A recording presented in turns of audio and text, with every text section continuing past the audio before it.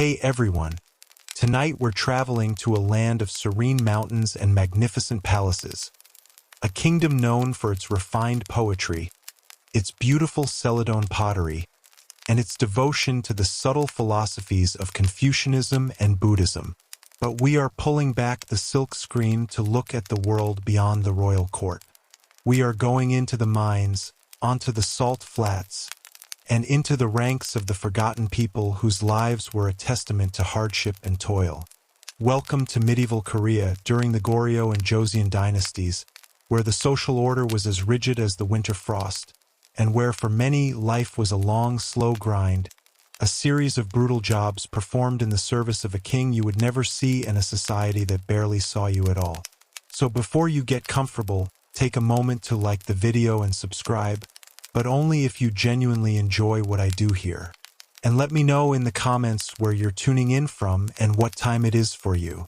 It's always fascinating to see who's joining us from around the world.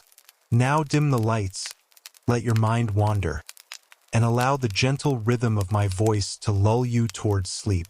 Maybe settle in, pull your blanket a little closer, and let's ease into tonight's journey together. Let's begin not with a job, but with a status. For in medieval Korea, your birth often determined your life's work.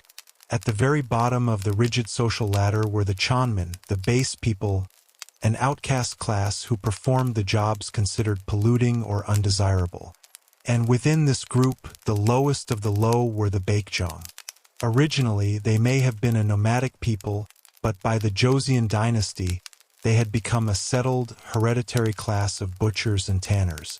In a society deeply influenced by Buddhism, which preached nonviolence towards all living things, the act of slaughtering an animal was considered spiritually unclean, and the handling of dead flesh and hides was seen as deeply polluting.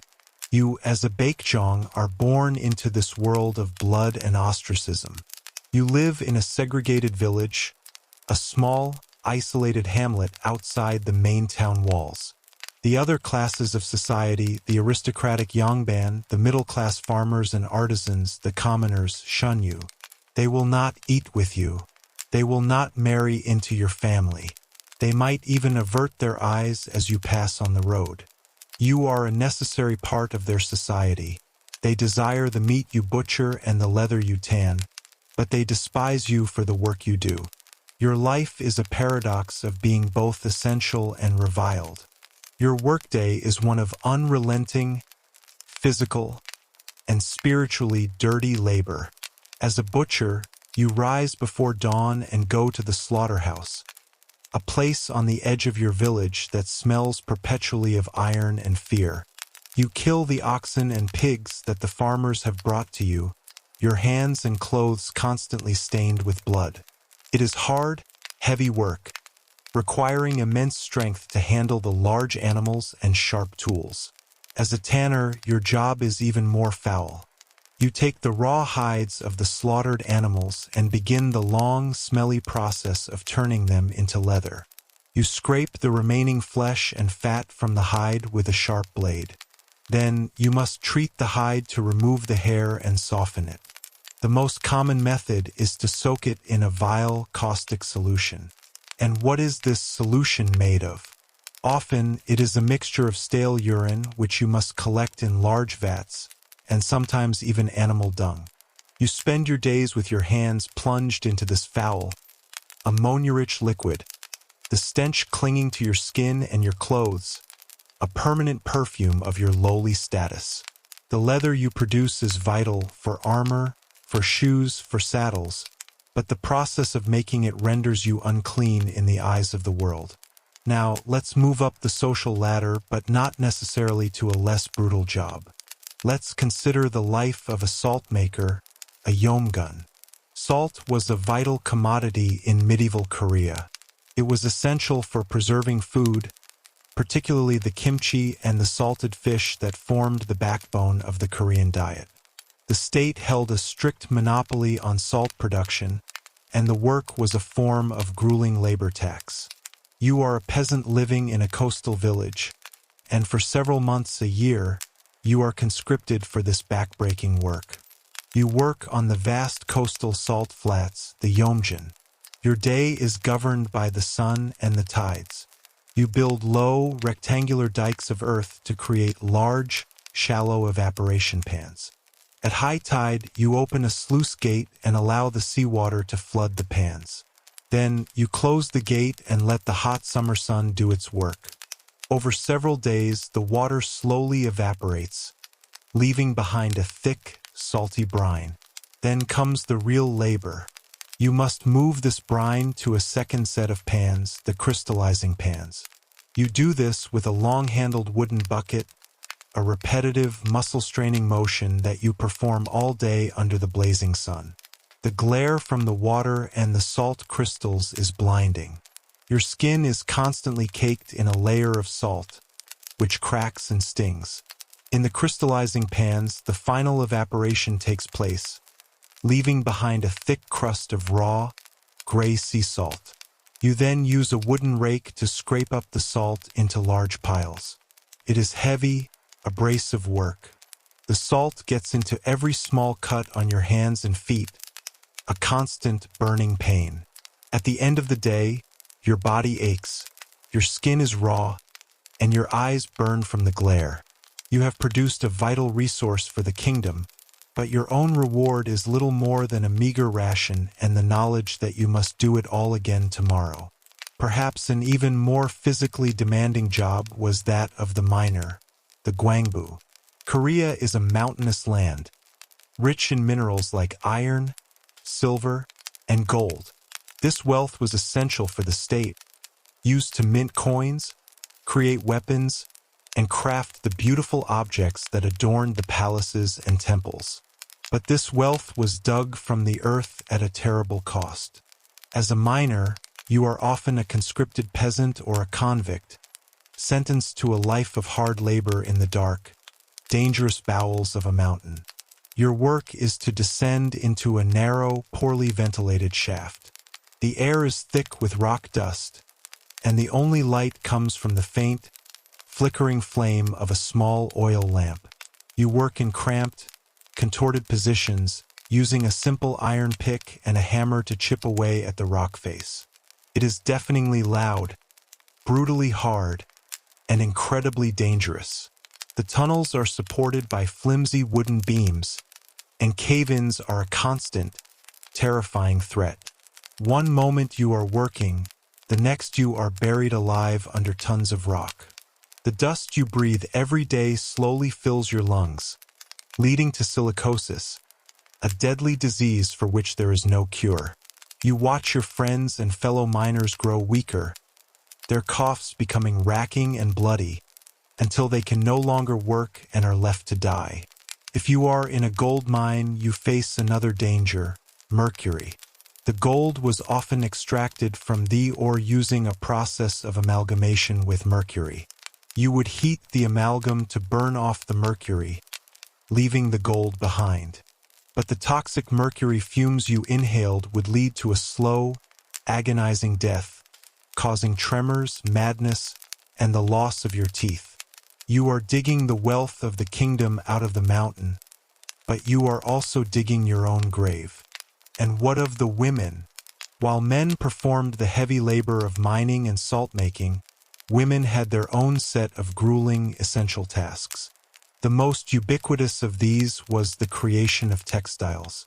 A noblewoman in the capital might pride herself on her fine embroidery, but for a common peasant woman, producing cloth was not a hobby.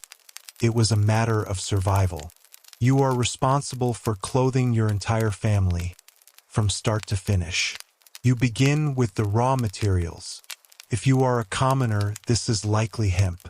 You cultivate the hemp plants, harvest them, and then begin the long, arduous process of turning the tough plant fibers into thread. You must beat the stalks, soak them, and then painstakingly strip the fibers by hand. Then you spin the fibers into thread using a simple spindle. Or perhaps your family raises silkworms. You are responsible for the constant care of these delicate, voracious creatures. You must feed them a constant supply of fresh mulberry leaves, chopping the leaves by hand. You must protect them from disease and temperature changes. After the worms have spun their cocoons, you must begin the delicate and slightly grim task of unraveling them. The cocoons are boiled to kill the pupa inside and to loosen the silk threads. You then find the single, unbroken thread of the cocoon and, with incredible patience and a deft hand, you unwind it, a single filament that can be nearly a mile long. You combine several of these filaments to create a single silk thread. It is slow, tedious, and mind-numbingly repetitive work. And this is all before the weaving even begins. Every silk robe worn by a scholar official, every beautiful tapestry that hangs in a palace, is the product of these countless hours of quiet, domestic female labor. It is the invisible foundation of the kingdom's beauty and refinement. Let's step into the world of the Korean military during the Goryeo dynasty. While the aristocratic officer class might have enjoyed a life of honor and prestige, for the common foot soldier, the Pyeongjal, life was one of relentless hardship, punctuated by moments of extreme terror. You are a peasant farmer and you have been conscripted into the army, a form of labor tax you are obligated to pay to the state.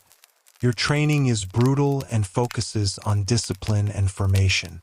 You are armed with a simple spear and a shield, and you learn to move as a single, cohesive unit. But your greatest enemy is not always the Jurchen raiders from the north or the Japanese pirates, the Wokou, on the coast. It is the Korean winter. Imagine being on campaign in the northern mountains during the depths of winter. The cold is a constant, physical enemy. Your clothing is a simple padded cotton uniform, which offers meager protection against the biting winds and the heavy snow. You sleep on the frozen ground, huddled with your comrades for warmth. Frostbite is a constant threat, and you see men lose fingers, toes, and even limbs to the relentless cold. Your rations are meager, a handful of dried rice, a piece of salted fish, and the work is endless. You are not just a soldier, you are a laborer. You build fortifications, you dig trenches, you haul supplies, all in the freezing, energy-sapping cold. And when battle comes, you must stand in a disciplined line, your feet numb, your hands barely able to grip your spear, and face a charge of ferocious nomadic horsemen. It is a life of profound misery, where your greatest victory is simply surviving until the spring thaw. Now, let us consider a job that required not physical strength, but an iron will and a profound connection to the spirit world, that of the royal shaman or mudong. As we've discussed before, this was a powerful but precarious position. Let's delve deeper into the pressures they faced. You are the chief shaman of the royal court. Your job is not just to heal the occasional royal headache. You are responsible for the spiritual well-being of the entire kingdom. You must predict the weather, ensure good harvests, and protect the royal family from curses and malevolent spirits. You do this by performing the Great Gut, the complex shamanic rituals. But every single ritual is a high-stakes performance. Imagine the king has decided to build a new palace. Before a single stone can be laid, you must perform a gut to appease the local earth spirits and ensure the site is auspicious. You dance, you chant, you enter a trance. But what if, during your trance, you deliver a prophecy that is politically inconvenient? What if you declare that the spirits are displeased with the chosen location, a location that the king's powerful minister of public works has already spent a great deal of money preparing? You are now caught between the will of the spirits you serve and the will of the powerful men of the court. To contradict the minister is to make a powerful enemy who could ruin you. To deliver a false prophecy is to risk the wrath of the gods, who could punish the entire kingdom with a disaster for which you would be blamed. You must be a shrewd politician as well as a powerful mystic, your words carefully chosen to navigate the treacherous currents of the court. Your visions must align with the king's agenda. or consider the annual rituals to ensure a good harvest. If you perform the rites and the country is blessed with good rains and an abundant crop, you are praised and rewarded. But if, after your rituals, a drought comes and the crops fail, the blame will fall squarely on you. The farmers will whisper that your power is fading, that the spirits no longer listen to you. The scholar officials at court, who already view your superstitious practices with Confucian disdain, will use this as an opportunity to undermine your influence. Your very survival depends on the weather, a force you can pretend to control but ultimately cannot. Finally, let us consider one of the most uniquely Korean and brutal forms of punishment, a fate often reserved for disgraced officials or political enemies. Death by poison, but a poison that was also a gesture of royal mercy. You are a high-ranking scholar official who has fallen out of favor with the king. You have been accused of treason. Instead of a public, humiliating execution, you are granted the honor of a royal poison, the sayuk. A royal emissary arrives at your home with a small, elegant ceramic bowl. He does not speak. He simply presents the bowl to you. You know what it is. It is a powerful, fast-acting poison, likely derived from arsenic or the boiled roots of the aconite plant. You are being commanded to take your own life. This is not a choice. To refuse would be to defy a direct order from the king, an act that would bring dishonor to your entire family and would likely result in an even more brutal public execution for you. It is a terrible, final test of your loyalty. You must perform the ultimate act of submission to the state. You say your final goodbyes to your weeping family.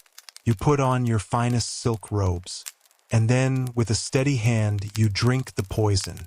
It is a death that is both a punishment and a strange, final privilege, a way for the state to eliminate its enemies while maintaining a veneer of solemn dignity. Your life's work, your ambition, your very existence ends in a single bitter draught, a final, silent testament to the absolute and unforgiving power of the king.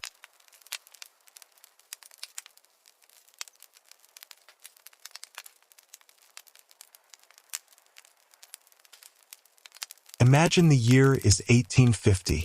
You are a lady-in-waiting at the court of Queen Victoria, a young woman of noble birth who has been given the immense honor of serving the most powerful woman in the world.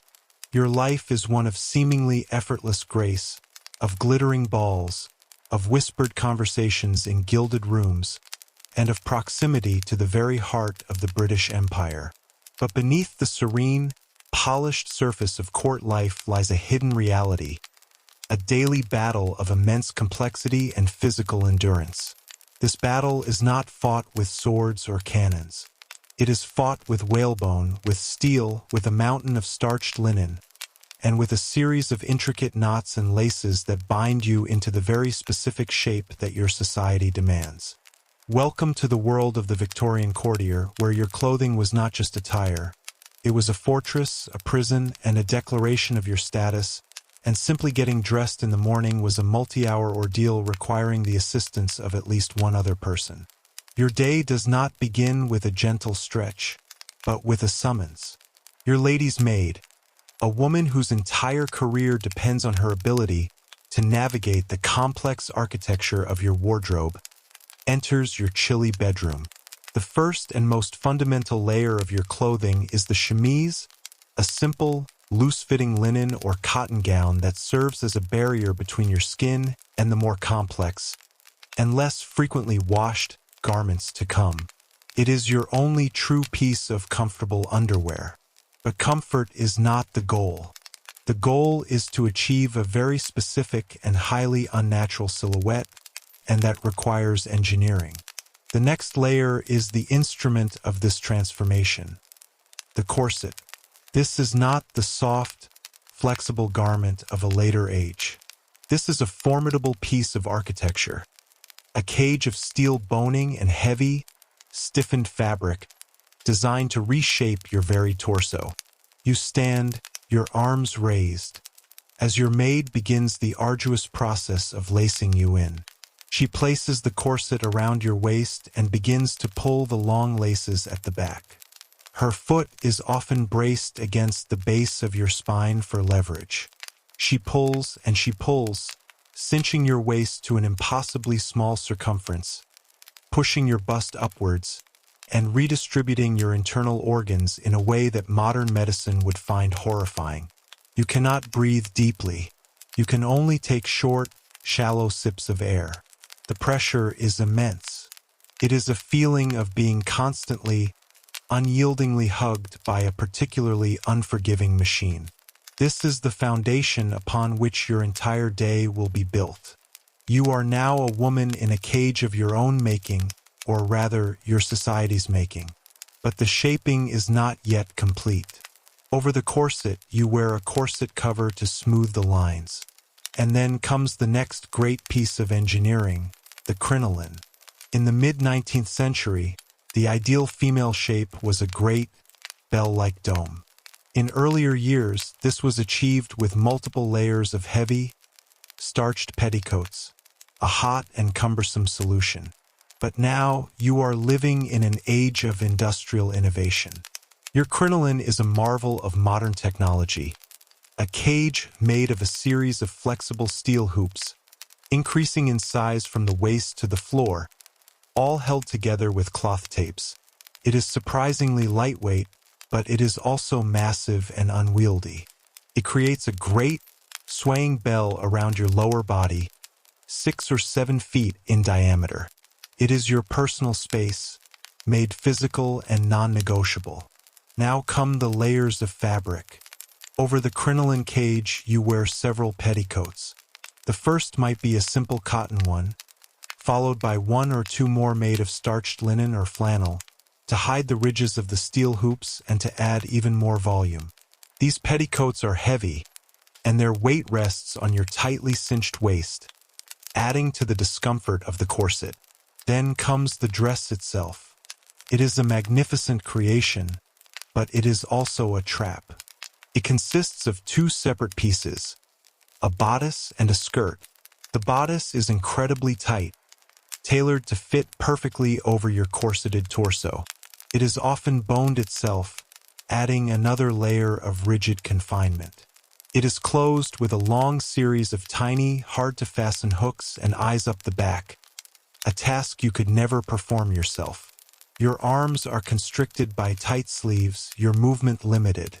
The skirt is a vast, heavy creation, a mountain of expensive fabric, perhaps silk or taffeta or fine wool, designed to fit perfectly over the great dome of your crinoline.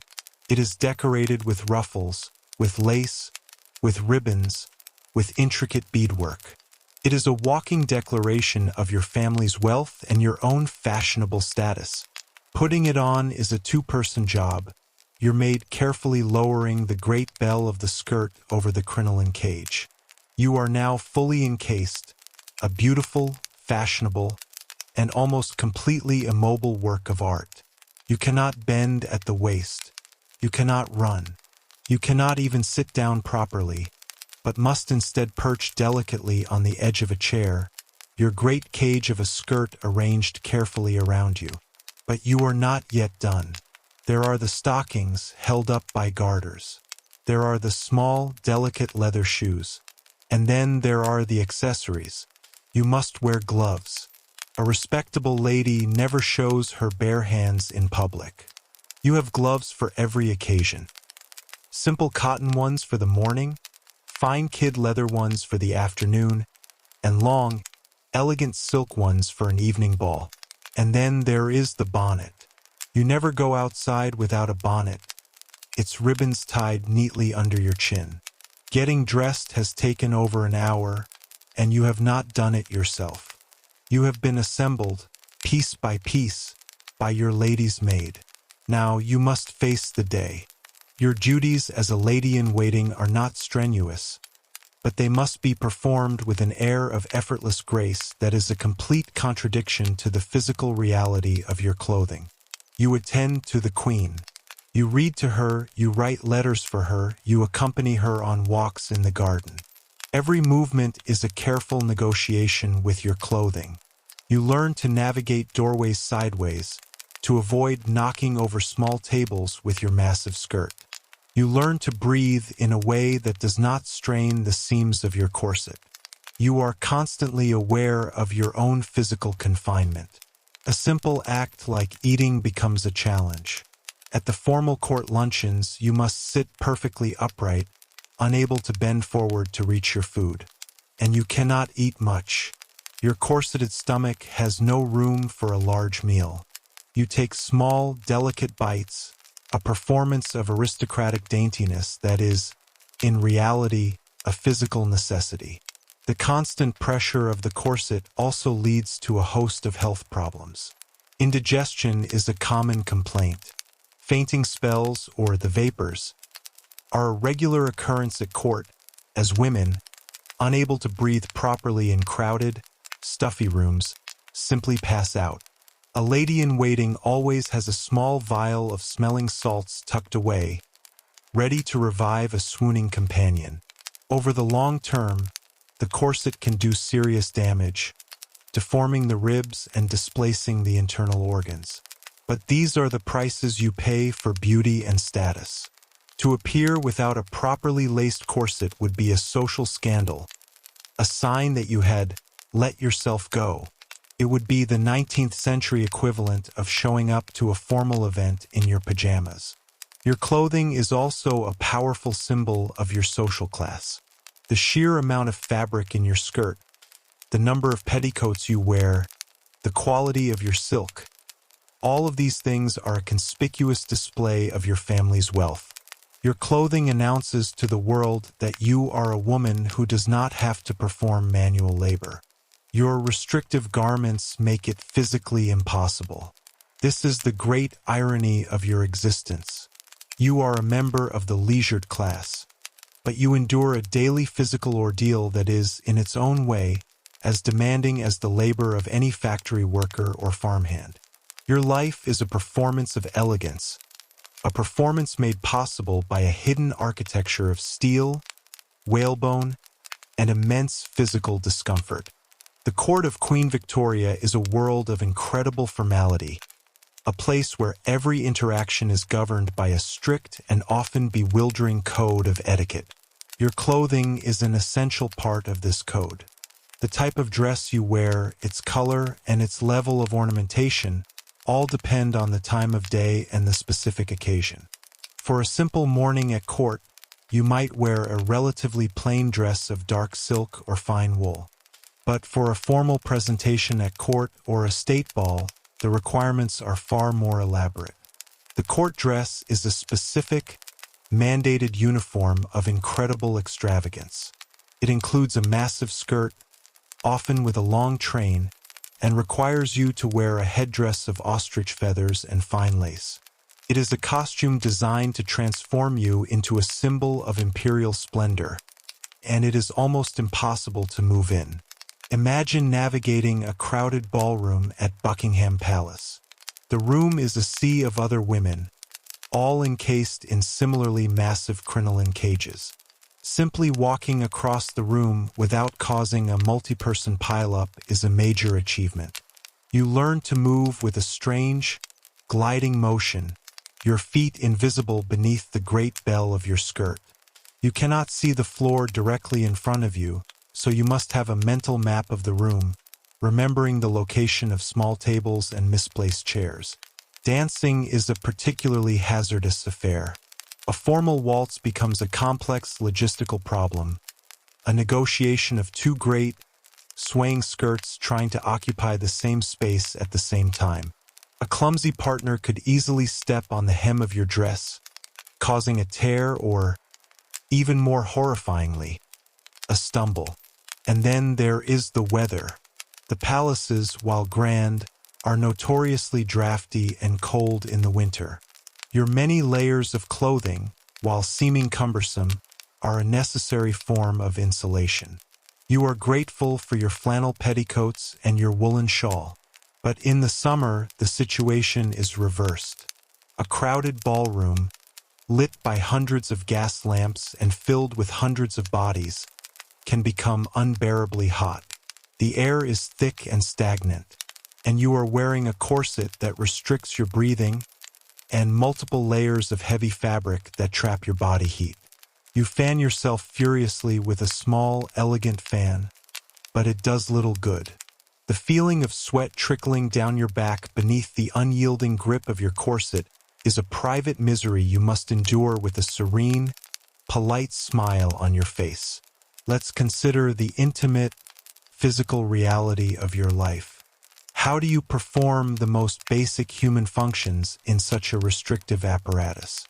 Going to the toilet is a logistical nightmare. You cannot simply lift your skirts. There is a great cage of steel in the way. To manage this, you wear a special type of undergarment, open-crotched drawers. This allows you to use the chamber pot without having to undress completely, a small but essential innovation in the face of overwhelming sartorial difficulty. Your relationship with your own body is a distant one. You are so tightly encased, so reshaped and reformed by your clothing, that you barely feel connected to it. It is an armature, a mannequin upon which the art of fashion is draped. The process of undressing at the end of the day is as complex as the process of dressing. It is a ritual of deconstruction. Your lady's maid carefully unhooks the dozens of tiny hooks on your bodice. She unlaces the corset, and the feeling of that first, deep, unrestricted breath is one of the greatest pleasures of your day. Your ribs ache from the hours of compression. You remove the petticoats, the heavy crinoline cage, the chemise. Finally, you are free.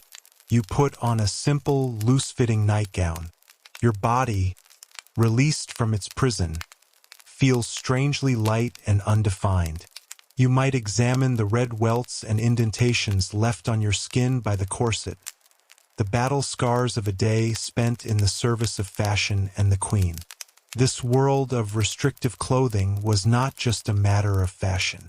It was a reflection of the society's deepest beliefs about the nature of women. A woman's body was seen as something that needed to be controlled, shaped, and confined. The corset was a physical manifestation of the social and moral restrictions placed upon women of your class. It was a tool for creating an ideal female form, a tiny waist, a full bust and hips, a figure that was both delicate and maternal. Your restricted movement also reinforced your status as a creature of leisure. You were a beautiful object, designed to be admired, not a practical being designed for work or for freedom of movement. And so, your life as a lady-in-waiting is a performance. You are constantly acting the part of the serene, graceful, and effortlessly elegant noblewoman. But behind the beautiful silk and the powdered smiles is a hidden reality of physical discomfort, of restriction, and of a constant, low-grade battle with your own clothing.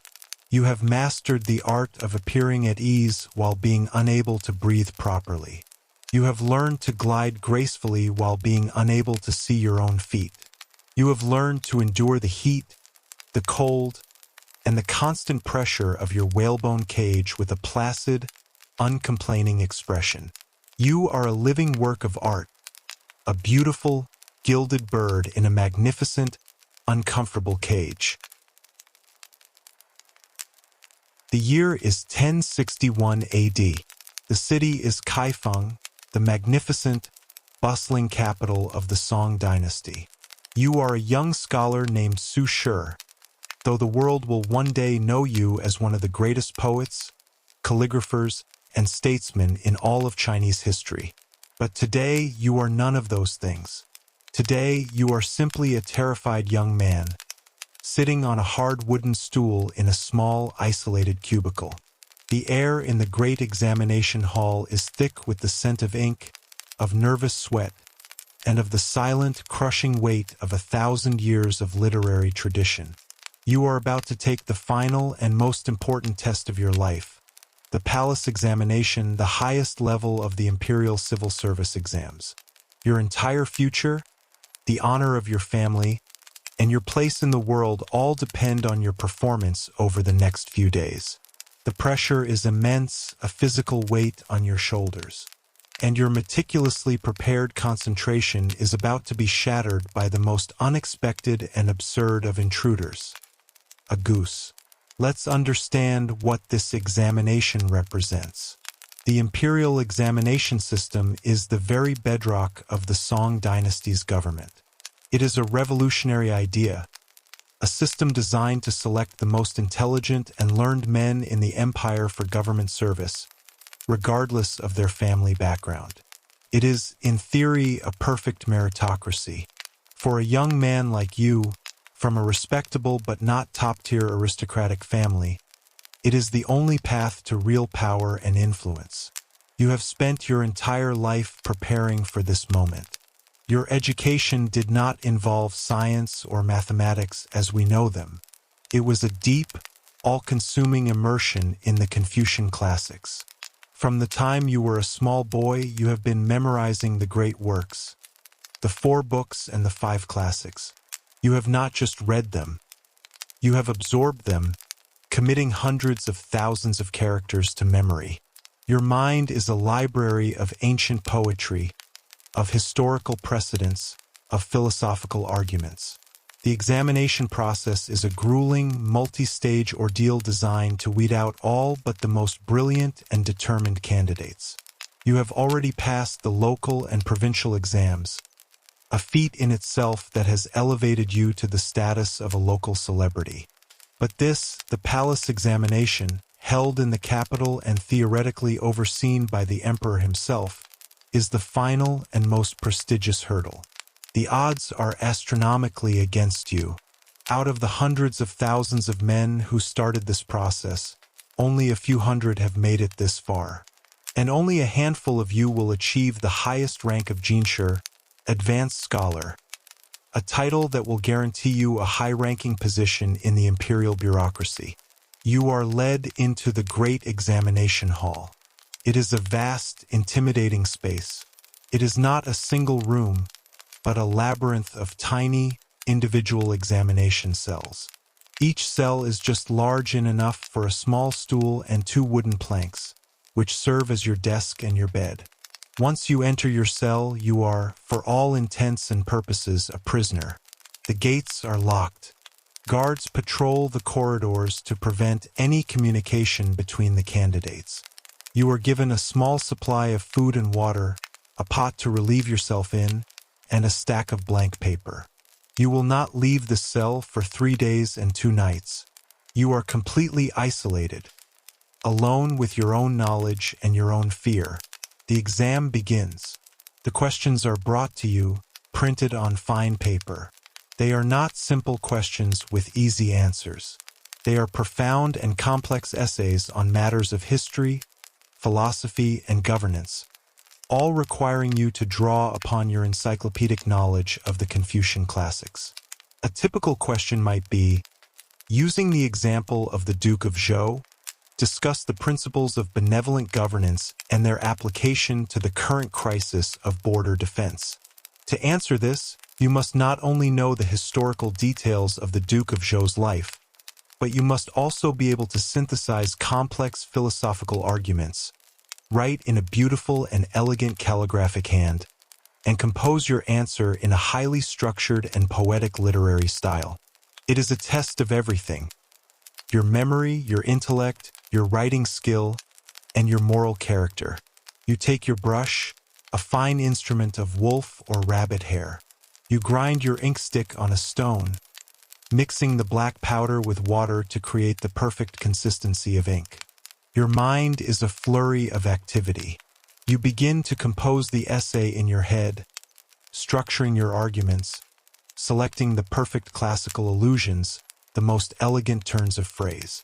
Your entire life has been a preparation for this moment. The pressure to succeed is almost unbearable. You know that your father has spent a fortune on your tutors, that your entire family is praying for your success. To fail is to bring shame upon them all. To succeed is to elevate them to a new level of status and security. You begin to write, your brush flying across the paper. The characters you form are not just letters. They are a work of art, a reflection of your inner spirit. A calm, elegant hand suggests a calm, elegant mind. A rushed, sloppy hand suggests a man who is unfit for the responsibilities of government. You are lost in a state of intense concentration, the outside world fading away. There is only you, the brush, the paper, and the vast ocean of knowledge in your mind. And then you hear it. It starts as a faint, distant sound, a strange, nasal honking that does not belong in the hallowed silence of the examination hall. You try to ignore it to focus on your essay, but the sound grows louder, closer. It is a frantic, chaotic squawking, a sound of pure, unadulterated animal panic. A murmur runs through the examination cells. The other candidates have heard it too. The spell of concentration is broken. What on earth is that noise? Suddenly, there is a great commotion in the corridor outside your cell. You hear the shouts of the guards, the sound of running feet, and then, impossibly, the great, frantic honking is right outside your door. A goose, a live, terrified goose, has somehow gotten loose in the imperial examination hall. How it got there is a mystery. Perhaps it was part of a food delivery for the guards and escaped. Perhaps it was a bizarre, misguided attempt at a prank by a desperate candidate. Whatever the reason, it is now causing chaos. It flaps its great wings, it squawks, it runs frantically up and down the corridors, its webbed feet slapping on the stone floor. The guards, who are trained to deal with armed assassins and court intrigues, are utterly befuddled by this new, feathered enemy. They chase it back and forth, their shouts and the goose's honks echoing through the once silent hall. For you, the scholar, this is a nightmare. Your concentration, the delicate, hard-won focus you need to compose your complex essay, is completely shattered. The beautiful, classical phrases in your mind have been replaced by the single, absurd, and overwhelming sound of a panicking goose. You try to block it out, to return to your work, but it is impossible. The entire examination hall, this sacred space of intellectual rigor, has been turned into a barnyard farce. You put your head in your hands. Your entire future, the culmination of a lifetime of study, is being derailed by a bird. The situation is so stressful, so absurd, so profoundly un-Confucian, that you almost want to laugh, but you are too terrified. The fate of your family hangs in the balance, and it is being decided by a goose. You sit there, your brush dripping ink onto your half-finished essay, and you listen to the chaos. You hear the guards finally corner the goose in a dead-end corridor. There is a final great squawk, a flurry of flapping wings, and then a sudden blessed silence. The goose has been captured. The immediate crisis is over, but the damage is done. The sacred silence has been broken. Your concentration is in ruins. You look at the clock, a water clock dripping slowly in the corner of the hall, and you realize you have lost precious time. You must now try to reassemble your thoughts, to find the elegant thread of your argument, and to complete your essay before the time runs out. The pressure is now even more intense. This strange, comical intrusion has transformed your already grueling examination into a true test of your mental and emotional fortitude. You take a deep, shuddering breath, pick up your brush, and try to remember what you were saying about the Duke of Zhou. Let's explore the world of the exam from which you have been so rudely distracted. The imperial examination system, particularly during the Song dynasty, was an institution of incredible complexity and profound cultural significance. It was far more than a simple test. It was a ritual, a social sorting mechanism, and the primary engine of political and intellectual life. The questions were not designed to test practical knowledge. No one asked you how to build a bridge, command an army, or reform the tax code. They were designed to test your complete and total immersion in the Confucian worldview, your mastery of its classical texts, and your ability to express its core virtues through elegant, poetic prose. The exam was a test of your moral fiber as much as your intellect. It was believed that a man who had truly absorbed the wisdom of the classics would naturally be a just, wise, and incorruptible official. The physical conditions of the examination were a deliberate form of psychological torture, designed to test your endurance and your character under extreme pressure. The tiny cells, arranged in long, neat rows like a human honeycomb, offered no comfort. You were given a water jug, an inkstone, a chamber pot, and a few simple meals of rice and dried vegetables that were passed to you through a small slot in the door. The guards who patrolled the corridors were not just there to prevent cheating. They were there to maintain an atmosphere of absolute, intimidating silence. You were forbidden to speak, to mutter to yourself, to even stand up and stretch without permission. The only sounds were the scratching of brushes on paper, the occasional cough, and now, the ghost of a furious honking. For 3 days and 2 nights, you were sealed in this small box, a solitary monk in a cell of pure intellect. Cheating was, of course, a constant temptation, and the authorities went to extraordinary lengths to prevent it. Before entering the hall, you were subjected to a thorough physical search. Your robes were inspected, your hair was checked. Even your inkstone and water dropper were examined for hidden notes. Scribes were known to have developed incredibly ingenious methods of cheating. Some would write tiny notes on the inside of their robes, using ink made from ground rice that would become visible only when dampened. Others would hollow out the thick soles of their shoes to hide miniature books. The most audacious would bribe a guard to smuggle in answers or to exchange their paper with that of another, more brilliant scholar. The punishments for being caught were severe. At best, you would be disgraced and barred from ever taking the exam again. At worst, you could be executed. The stakes were impossibly high. The content of the exam was a deep dive into the very soul of Chinese civilization.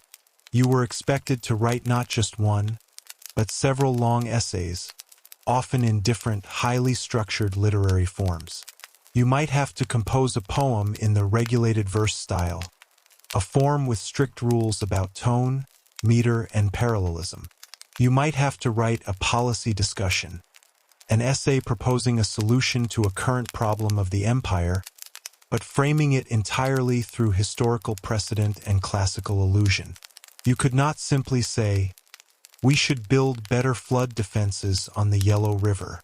You had to write something like, "Considering how the great sage King Yu the Great tamed the floods by understanding the nature of water, so too should our wise emperor now consider the principles of dredging and harmony to protect the northern plains." Every sentence had to be a work of art, a demonstration of your profound erudition and your elegant command of the literary language. This system, while promoting a deep and shared cultural literacy among the ruling class, also had its critics. Some scholars argued that it stifled creativity and originality. It created a class of officials who were masters of quoting ancient texts but had little practical knowledge of the world. They were brilliant at writing poems about the beauty of a sunset but knew nothing of agriculture, of engineering, or of the real, grinding poverty faced by the peasants they were supposed to govern. The exam rewarded conformity and punished innovative thinking.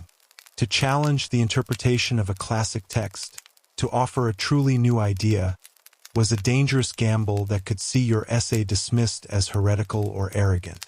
Now, back in your cell, the goose has been silenced, but your own mind is a cacophony. The interruption has been devastating. You try to find your place in your essay, but the elegant structure of your argument has collapsed. You look at the characters you have already written, and they seem like the work of a stranger. The pressure mounts. You know that every other candidate is now just as disoriented as you are. The playing field has been leveled, but it has been leveled by a farm animal. This adds a layer of surreal, almost comical despair to your anxiety. You take a deep breath. You are sure. You are a man of immense talent and resilience. You force the honking out of your mind. You reread your work. You find the thread of your argument. And you begin to write again, your brush flying across the paper with a new, frantic energy. You know that this story, the day the goose disrupted the imperial exam, will become a legend, a humorous footnote in the long, solemn history of the examination system. It will be a story told for generations, a reminder that even in the most sacred and controlled of human endeavors, the world is always wild, chaotic, and unpredictable. And sometimes it honks. For you, it is a lesson in the importance of concentration, of the ability to find focus in the midst of chaos. It is a test within a test. And as you write the final character of your essay, just as the bell rings to signal the end of the session, you know that you have not just passed an exam. You have survived an ordeal, and you have learned that the path to greatness is often littered with the most absurd and unexpected obstacles. The world, as you know it, is made of water. You stand on the warm, white sand of your small island, a tiny speck of land in a seemingly endless ocean of deep, intimidating blue. But for your people, the great Polynesian voyagers, this ocean is not a barrier. It is a road. It is a great, living map, and the sky above is its counterpart, a celestial chart filled with divine signposts. You are a young apprentice training to become a Palu, a master navigator, one of the most respected and powerful figures in your society. You are learning the ancient, sacred art of wayfinding, the ability to guide a double-hulled voyaging canoe, a vaca, for thousands of miles across the open ocean, from one tiny, unseen island to another, with nothing but your senses, your memory, and the most intimate map of all, the one that will be etched directly into your own skin. Your master is an old man named Klee, his skin a leathery, sun-beaten canvas covered in a complex web of dark, intricate tattoos. These are not mere decorations. They are his life's work, his library, his charts. He has lines on his arms that represent the major ocean swells, patterns on his legs that correspond to the constellations of the southern sky, and a great, swirling design on his back that is a sacred representation of the cosmos. He is a living book of knowledge, and you are his student, hoping one day to have your own body become a text worthy of being read. Your classroom is not a building. It is the sea itself. You spend months, years on the open ocean in the vaca, learning the secrets that cannot be taught in words. Your first and most fundamental lesson is the sky. You do not have a magnetic compass. Your compass is a circle of 32 points, a wind compass that is held not in your hand, but in your mind. And you learn to align this mental compass using the stars. At night, your master will have you lie on your back on the gently rocking deck of the canoe, and he will begin to teach you the heavens. He points to the stars, giving them their true names, names that are part of a long chanted genealogy of the sky. You learn to identify the rising and setting points of over 100 different stars. You learn which stars rise in the east at certain times of the year and where they will set in the west. These are your cardinal directions. You learn to recognize the great constellations of your world, the great fishhook of Maui, the constellation the Western world will call Scorpio, the great canoe of the heavens, the three stakes in the sky. This is not abstract astronomy.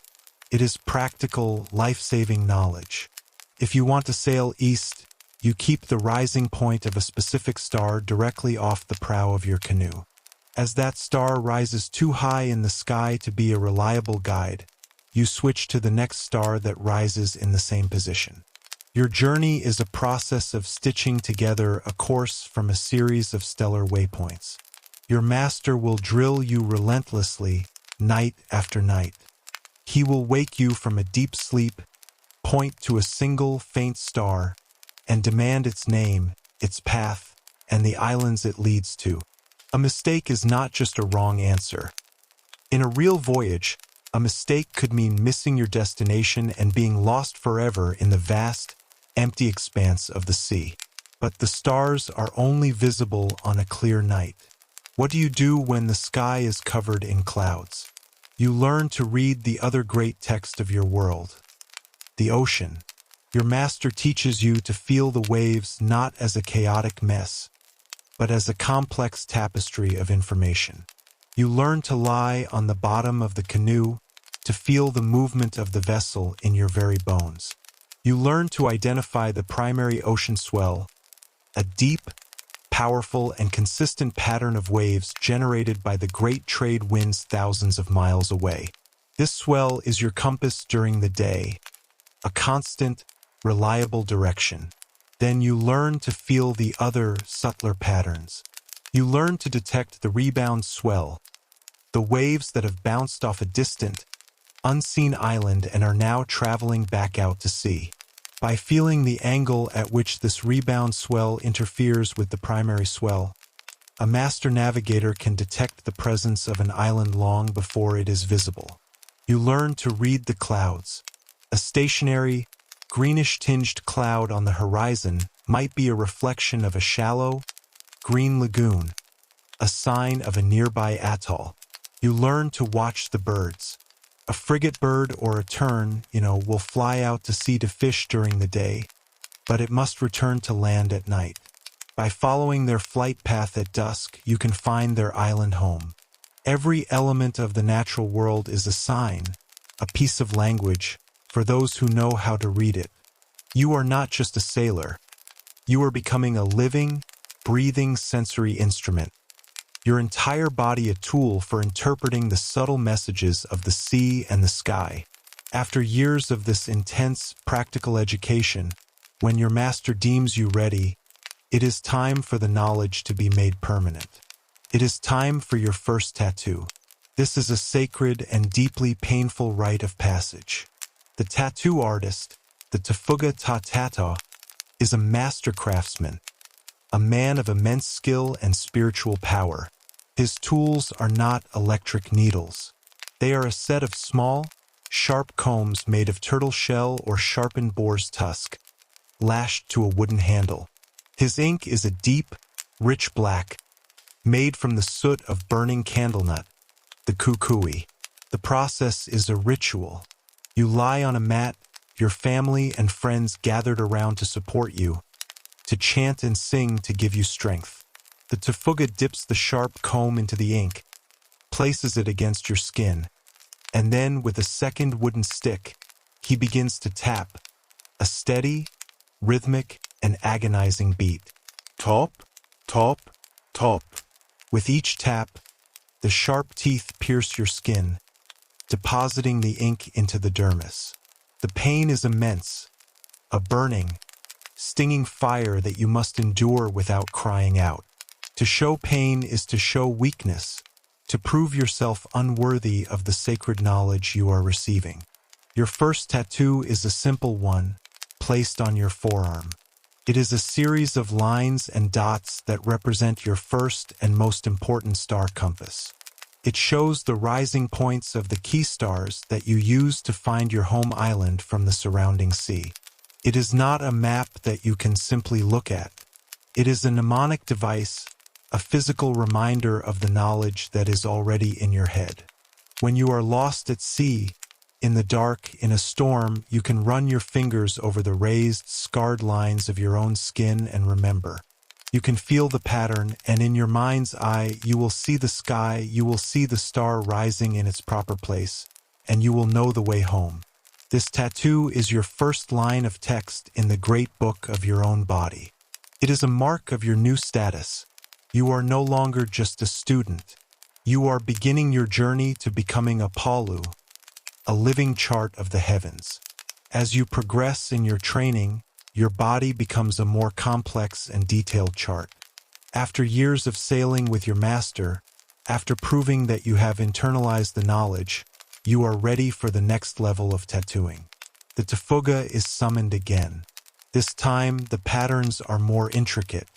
A great, swirling design might be tattooed across your back, representing the celestial sphere with specific marks for the major constellations. A series of wave-like patterns might be etched onto your thighs, a tactile map of the great ocean swells and how they interact with each other. A pattern on your chest might correspond to the wind compass, a permanent reminder of the 32 directions from which the wind can blow. Each tattoo is a chapter in your sacred text. The process is long and agonizing, sometimes taking weeks, with periods of healing in between. The pain is part of the initiation. It is believed that the pain helps to etch the knowledge not just onto your skin, but into your very soul. It is a trial by fire, or rather by needle and ink. But this knowledge is not just about navigation. It is about leadership and immense responsibility. A Palu is not just a human compass. He is the commander of the Vaka, the voyaging canoe, and he is responsible for the lives of every person on board. Before a great voyage is undertaken, the entire community is involved in the preparations. The canoe, a magnificent double-hulled vessel carved from great trees and lashed together with coconut fiber rope, is prepared and consecrated. The holds are filled with provisions: preserved breadfruit, dried fish, coconuts, and, most importantly, water, stored in gourds or bamboo stalks. The Palu must oversee all of this, calculating the exact amount of food and water needed for a journey that could last for months. A miscalculation can mean starvation and death for his entire crew. The decision to sail is itself a matter of careful observation and spiritual timing. The Palu will not set out on a whim. He will wait for the right season, for the right winds, for the right stars to be in alignment. He is a man who lives in a constant state of communion with the natural world, his senses attuned to its subtlest shifts. And when the time is right, he gives the command. The great, claw-shaped sail is raised, and the Vaka glides out of the lagoon and into the vast, open ocean. Life on the canoe is a world of its own, a small, self-contained community adrift in the immense blue. The Palu does not sleep in a sheltered cabin. He often takes his place at the stern of the canoe, his hand on the great steering paddle. He is constantly observing. During the day, he watches the sun, the clouds, the birds. At night, he watches the stars. He does not sleep for more than a few hours at a time. He is in a constant state of heightened awareness. He must also be the leader of his crew. He must maintain morale during the long, monotonous days at sea. He must ration the food and water, and he must make the life or death decisions. What do you do when a great storm appears on the horizon? Do you try to outrun it, or do you lower the sail and try to ride it out? What do you do when you have been at sea for weeks and you have not yet found the island you are looking for? Do you press on, trusting your knowledge and your gods? Or do you turn back, admitting defeat? The lives of everyone on board rest on your judgment. The tattoo on your skin is a source of immense authority. When you are out on the open ocean with no land in sight, and the crew is beginning to lose hope, they look to you. They see the sacred charts etched into your body. They see the stars reflected on your skin. Your tattoos are a physical manifestation of your knowledge, a sign that you are a man who understands the secret ways of the world. They are a source of comfort and confidence for your crew. They trust you because the map is a part of you. You are not just reading a chart, you are the chart. Imagine a moment of crisis. You have been at sea for 30 days. The water is running low. The crew is beginning to murmur, to doubt. They have not seen land, and fear is beginning to set in. This is the ultimate test of your leadership. You must remain a pillar of calm confidence. You gather the crew. You point to the tattoo on your forearm.